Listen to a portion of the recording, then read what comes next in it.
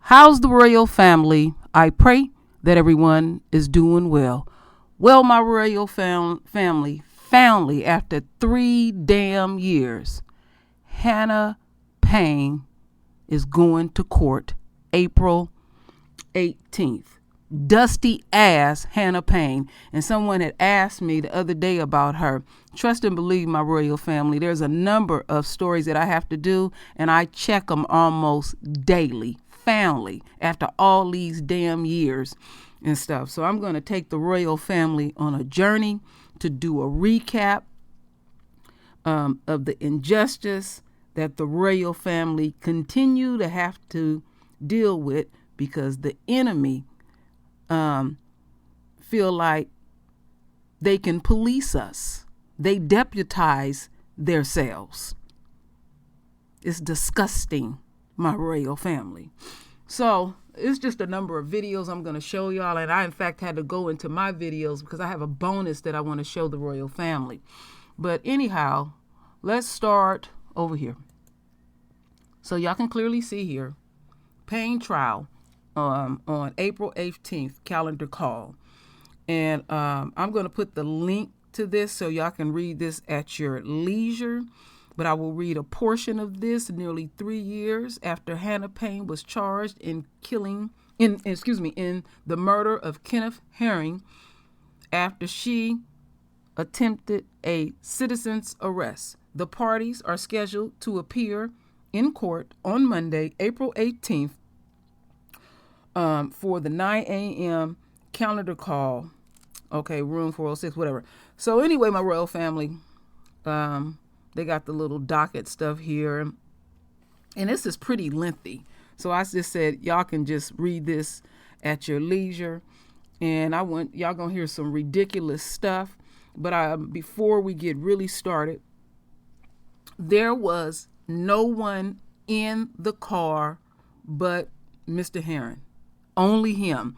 Because what I'm going to present to y'all, and people can get these stories mixed up because we be dealing with so much. And the first video I'm going to present, the brother going to say that that his wife was in the vehicle when it all went down. No, it didn't happen like that. All right, my royal family, let's get lean all into this. I hate that the volume is low on some of this stuff because I got all my stuff amped up. Y'all can hear my voice clear. Some of these things come in low, and it's deliberately being done. All right, let's listen to this first video. This is actually an update. Remember when we reported on a white female who saw a fender bender, decided to take the law in her own hands and kill an elderly black man? Okay? She was eventually arrested for the murder. Now, we're talking about 3 years ago. We brought this to your attention because the NAACP in the local community of Clayton County, Georgia, said this was taking too damn long to be set for court. We have an update. After reporting on this story, it is now set for court. The court calendar is moving forward. Let me give you the background. Let's put up a picture. Her name is Hannah Payne. Hannah Payne, nearly 3 years ago, was charged in the murder of Mr. Kenneth Herring after she attempted what she called a citizen's arrest. The parties are now scheduled to appear in court on Monday, April 18th for the 9 a.m. court calendar. Let's put up the side-by-side picture of Miss Hannah Payne and Mr. Kenneth Herring. You see him there. He was brutally killed by Miss Payne. Now, I want to remind everyone of how heinous this crime was. She saw a fender bender. She decided to pursue the individual, Mr. Herring. Mr. Herring was actually experiencing a medical issue. She then called 911. 911 told her, stop pursuing. We have the information, stop pursuing. And she said no. She cornered Mr. Herring and his wife, took out her gun, loaded her gun, and put a bullet in his body and killed him. The NAACP sent me this message. On behalf of the family and activists, I truly thank T1T Network and Dr. Rashad Richard for bringing light to this case. Because of their reporting, much needed attention was brought to the demand for justice by the Herring family. That credit, ladies and gentlemen, that credit goes to you. Those who support this program, those who give a damn about what happens in communities all across this nation and beyond. Because of you, it put enough public pressure back on this case, and this case is scheduled for trial for the court calendar this month, and we just reported on it. All right, let me give you some background. Payne allegedly shot Mr. Herring after witnesses and 911 operators say she followed him from a fender bender on Clark Howell Highway. This is in Clayton County, Georgia.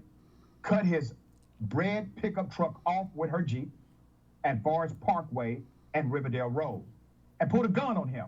Now remember, this is a fender bender. According to the state's warrant, Payne did remove the firearm from her person during an altercation, loaded a bullet into the chamber, pointed the firearm at the victim, and pulled the trigger, striking the victim in the abdomen. Put up her picture again. That's a killer.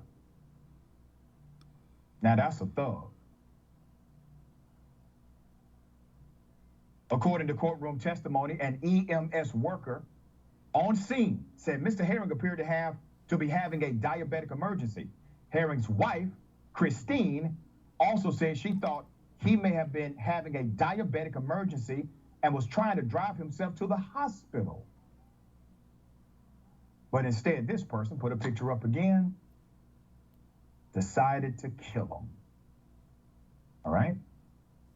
Clayton County Police Detective Keon Hayward testified that the EMS responder said Herring seemed disoriented and that Payne ignored a 911 operator who told her not to follow Herring. The NAACP Clayton County branch says the case was taking too long to go to trial. President C. Cinnamon Baldwin has spearheaded a campaign to increase public awareness of the Payne case. On March 8th, Baldwin and Herring's brother Keith filed a complaint with the Georgia NAACP about the case's slow pace. And that is when they got in touch with us and we decided to get involved. That case, as Attorney Griggs from the NAACP quoted, that case is now scheduled for April 18th. Payne faces 2 counts of felony murder, 1 count each of malice murder, aggravated assault, and false imprisonment, and 3 counts of weapons possession during the commission of a crime. If convicted, she could be sentenced to life in prison. Put up her picture again. Right? See those tears? Those tears are there because she's in trouble, not because she's remorseful for the life that she took. Last year, the Georgia Assembly passed and Governor Brian Kemp signed House Bill 479, which repealed the state's Reconstruction-era citizens arrest law in the wake of Ahmaud Arbery's death and Kenneth Herring's fatal shootings. The new law specifically forbids the use of deadly force during citizens' arrest. Now, Ms. Payne's attorney, they are arguing self-defense. They are saying she had no other choice because after doing all of that, according to the defense, she was simply in fear of her life. And so she had no choice but to load her gun and shoot the elderly Mr. Herring in cold blood in front of his wife. Ms. Dog, thoughts on this case? Well, first of all, kudos to you and your watchers for putting pressure because, this is necessary, whether or not it's an unconscious bias or frankly, just overworked prosecutors. You know, they need pushes like this. And it is true that the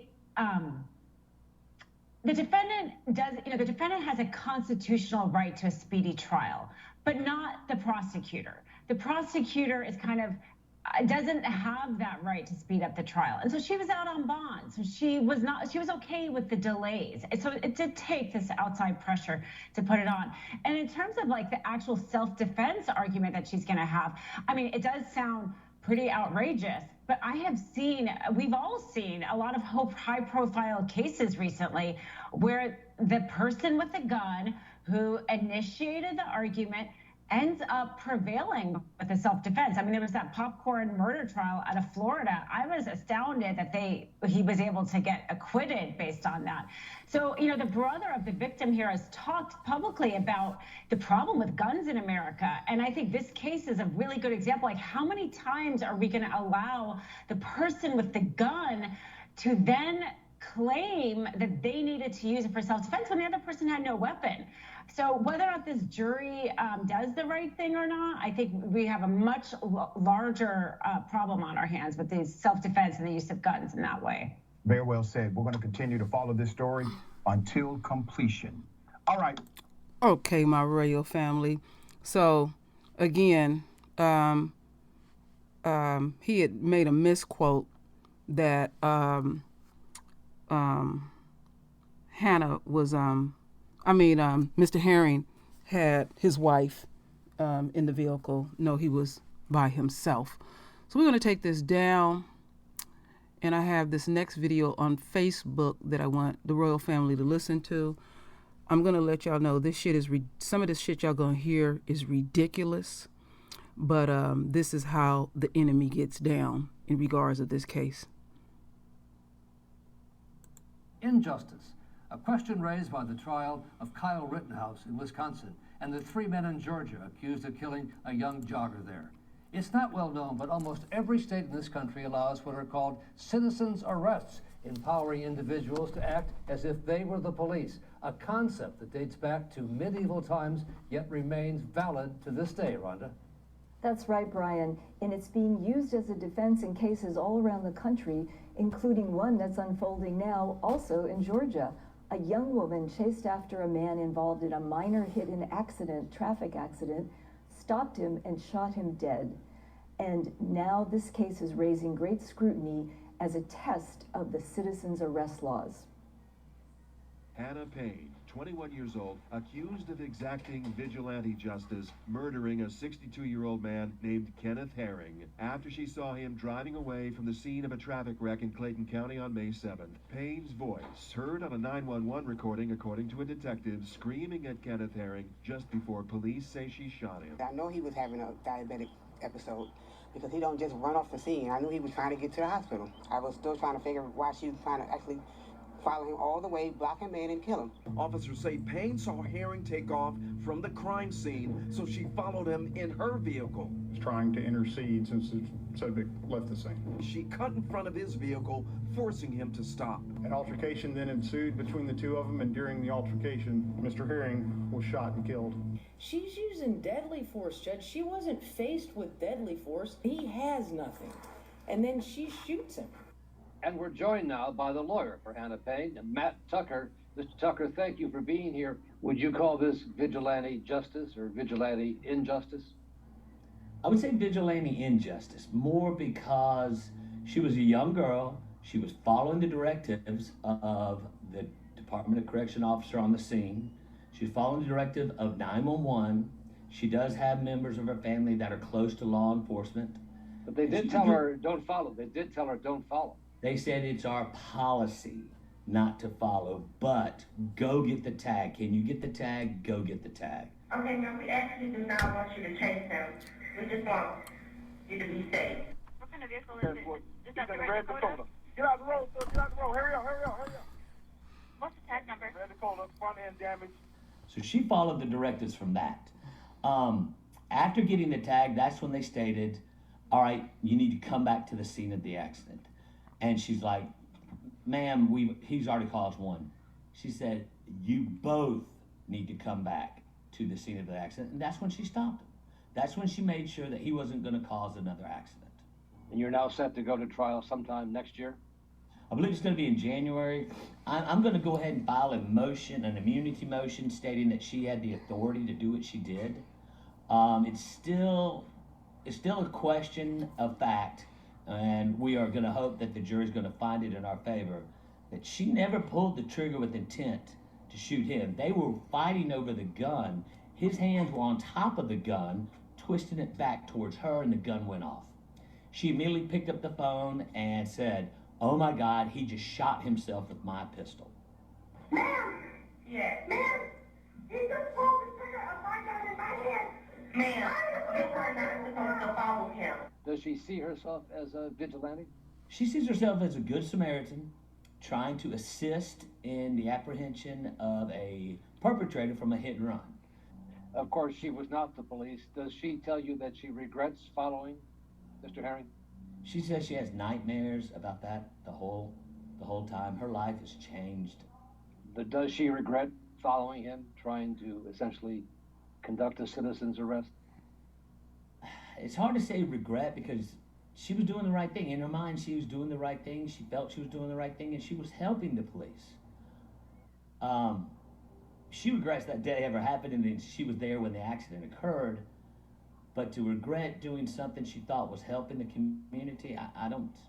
That would be a question for her, but from the indications I get, she felt she was doing the right thing, and that had it not escalated to what it was based on his actions, she would have been able to get him to go back to the scene and help the community have an individual be accountable for his actions.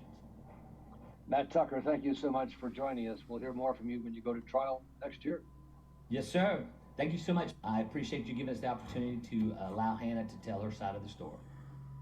Hannah Payne has pleaded not guilty to the charges against her, and for now, as Tucker said, the trial is set to begin in January. She's currently free on $100,000 bail, and the fact that she is free has outraged the family of Kenneth Herring, who say she is not the Good Samaritan she claims to be. And we're joined now by Sir Major, a spokesman for the family of Kenneth Herring.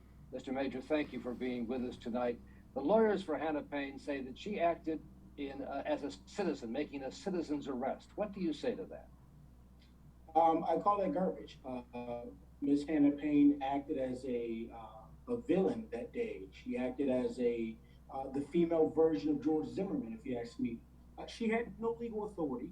In fact, law enforcement and radio dispatchers told Ms. Payne not to chase or pursue and not to engage the Herring. She chose to do what she wanted to do, fatally taking his life. This all could have been avoided. Mr. Herring was having a medical emergency, which is why he disobeyed traffic laws. He was incapacitated, and Ms. Payne took this as, she wanted to stop this guy and she wanted to serve her own form of justice, and she took his life. She says when she stopped Mr. Herring and approached him, he tried to grab the gun, and that's why the gun went off and he was shot. Well, certainly, we do know that she did stick a gun in his face. She did assault him and physically assault him. And if I'm incapacitated, next thing I'll wake up and I see a gun in my face, there may be a struggle as well. This is a natural reaction for anyone who sees a gun in their face, is to defend themselves and to get that person away or off of them. Ms. Hannah Payne was wearing a jacket that was highlighted in the case that said badass. We know for a fact that Ms. Payne just recently got her gun license. And we know, because when I got my gun license, I was ready to go to the gun range. I was ready to pull the trigger to practice. And I think that Ms. Payne was just eager to pull that trigger. And when she says that she thinks of herself as a good Samaritan, what do you make of that? Well, there are a lot of good Samaritans sitting in prison, right? So this is a person who disobeyed the law. This is a person who wanted to be the law, who took things in her own manners and took a black life. And there are consequences for that. And do you think it was a racially tinged incident? Absolutely. I believe that if this had been a white driver, I don't believe that she would have pursued him in the beginning. I believe had it been a white driver, maybe this story wouldn't be what it is today. She says she has no regrets, according to her lawyer, about what happened. She regrets what happened in the end, but no regrets in chasing down Mr. Herring. So what she just inadvertently told the court and told the American people is that this will happen again, and that America cannot stand by to watch. And for the family, what would be total justice? Total justice would be Miss Hannah Payne being fully prosecuted with no leniency. We can't bring back Kenneth Herring. And the other thing is that we want his family to be made whole again, whatever that looks like. All right, my royal family. Let me shut this down. The question of vigilante justice. Let me shut this down. Oh, Lord, forgive me for that. Let me take this all the way down. And what I would like to say before I do these other videos, Hannah Payne's lawyer, fuck you. Fuck you to the core of your racist ass body. You see the nature of the enemy. That's why I'm raw over here. Talking about being a good Samaritan. I keep saying they deputize themselves. They feel like they have authority over the royal family. And he made a point not mentioning anything about him going into diabetic shock. And there was witnesses to all this shit. So again, fuck you. And I mean it. That's why I can't stand their asses. They don't know how to mind their own damn business. And that's why this system is dying rapidly and all the shit that's going wrong. This is the side effects of a dying system. And I'm showing you the nature of the video that I did earlier today. The nature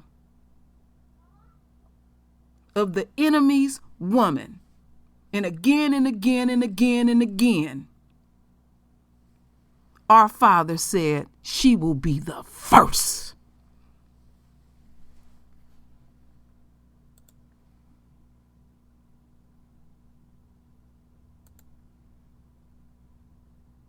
I'm Jovita Moore. Within the hour, detectives told us the man involved in a crash and shooting has died. They arrested a 21-year-old woman. Channel 2's Alyssa Hyman is live on Riverdale Road, just off I-285 in Clayton County. And Alyssa, witnesses are describing a chaotic and violent scene out there.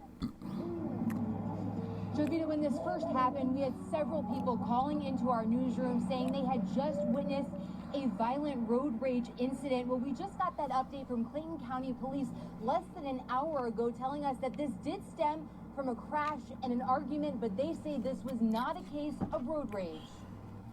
She was swerving in and out of traffic, I guess trying to get to the front of the line. We found a pickup truck and a Jeep that crashed on Riverdale Road near the I-285 exit in Clayton County Tuesday night. A witness told us off camera the woman driving the Jeep confronted the pickup driver around 6:30 during the evening rush hour. She jumped out the vehicle and started punching him, telling him to get out the vehicle, get out the car, get out the car, get out the car. She stepped back and reached in her waistband, pulled out a gun, and shot him. The witness also noticed the woman did a quick clothing change. She had a bad girl vest on, but after she shot him, she ran in the car and changed clothes. She put a pink little sweater on. And police say they did make an arrest. They say the suspected shooter they're identifying as 21-year-old Hannah Payne. All police would say is that there is a lot more to this and that they hope to reveal some of that new information tomorrow. Jovita? All right, Alyssa Hyman in Clayton County. We will await their information tomorrow. All right, my royal family, we're going to continue on.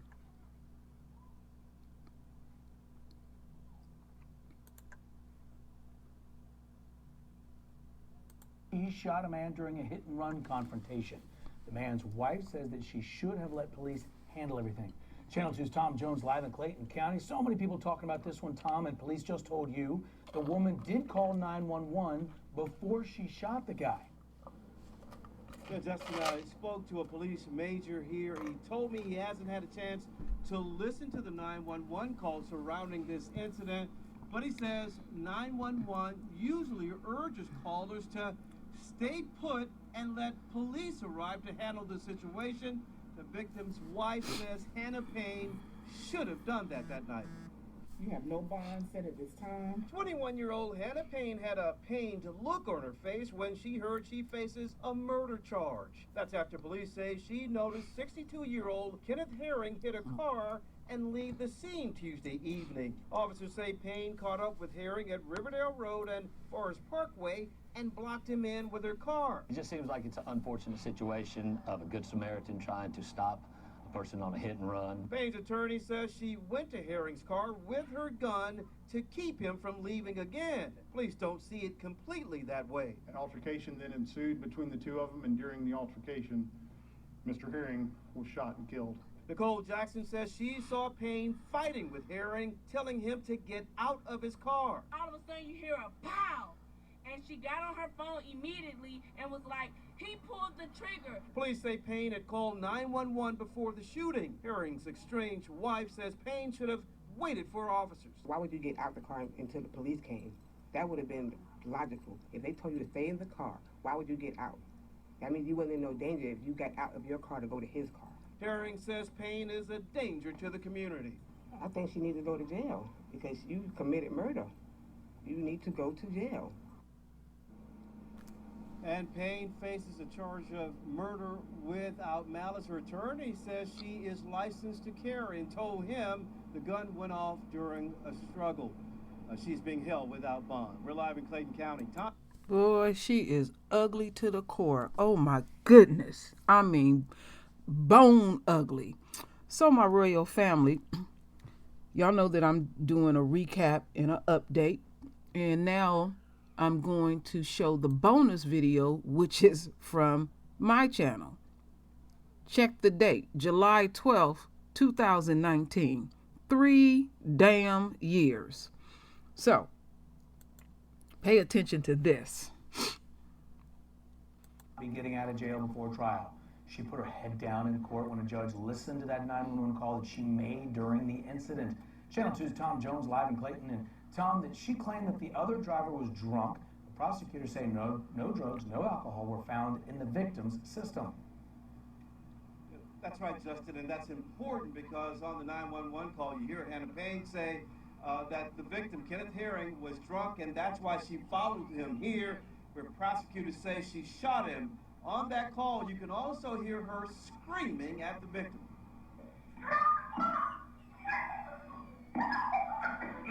That's 22-year-old Hannah Payne during a 911 call where she screamed at 62-year-old Kenneth Herring last May on Riverdale Road. You hear scuffling and then... Ma'am! Yes. Ma'am! You just pulled the trigger of my gun in my hand. Ma'am, you are not supposed to follow him. Payne claims Herring shot himself with her gun. Prosecutors say she murdered him. Instead of complying with law enforcement, this defendant directly disobeyed law enforcement, resulting in his death. Payne witnessed Herring hit a truck and later leave the scene. She called 911. Okay, now we actually do not want you to chase them. We just want you to be safe. Payne got Herring's tag number and ignored the operator's request to return to the scene. He is drunk. I'm sorry that I'm here to tell you I'm not going to follow him. Because he is going to cause another accident. Prosecutors say she blocked him in, went to his car, fought with him, and then shot him. John Fowler says Herring had a medical emergency and wasn't drunk. It was confirmed by our toxicology that he had nothing, no drugs, no alcohol in his system. The judge denied bond after listening to the recording. Herring's sister didn't buy Payne's claim her brother pulled the trigger. I think that's hard to believe. And Payne's attorney asked the judge for a reasonable bond or to reinstate the $100,000 bond she had before. The judge obviously didn't buy that and ordered Payne held pending trial. We're live in Clayton County. Tom Jones. All right, my royal family, y'all got to see that footage where she changed her clothes, because they were saying that the shirt that she had on was something like badass or something like that. See, the nature of the enemy is when they make these calls, they feel like they are a part of the system. They feel like they have built the system.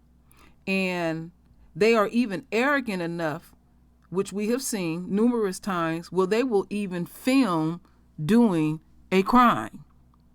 They really, that is their nature, you know. And it's just amazing when they get in trouble, then they try to justify their demonic behavior. All right? Again, she will be the first to get our Father's wrath. So we know, but you never know. They're supposed to, get started on the 18th. And they done drug this out for 3 years, that it could possibly be some fuckery in it. We can't get excited about anything at all. They can say she is guilty as hell and she'll get probation. So we don't know how these things will go in their dying system. But I do take joy because she is disturbed about this case. And again, it proved my theory again. You're having nightmares. They're sealing their faith. It's a cost messing with royalty. So my royal family, render your voice with your beautiful divine words. And as always, my royal family, I thank you for your love and I thank you for your support. And with that said, Ashe.